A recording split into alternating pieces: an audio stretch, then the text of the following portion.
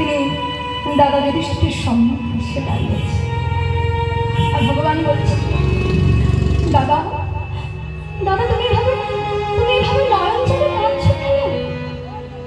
এভাবে আমায় আকুল মনে ডাকছো কেন দাদা? তুমি কি কোনো বিপদের সম্মুখে হয়েছো?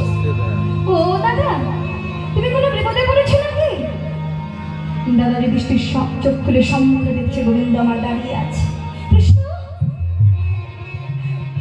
কৃষ্ণ তুমি এসেছো?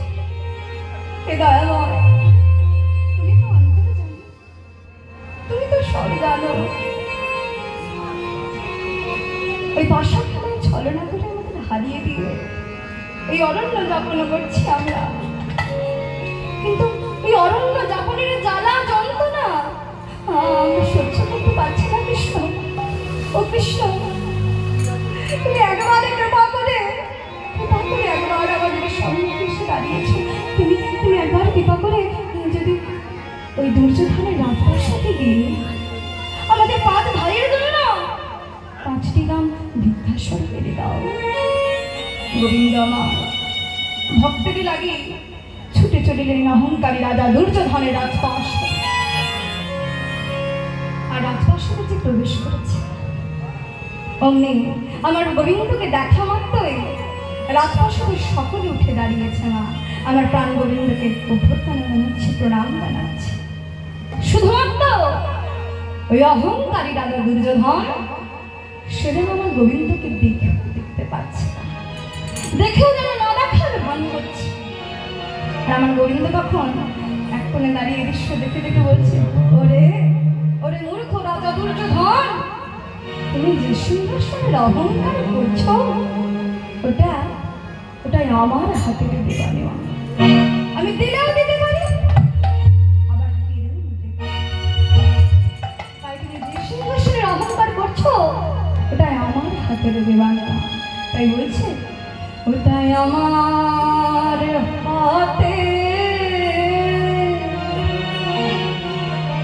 হাতের দেওয়া।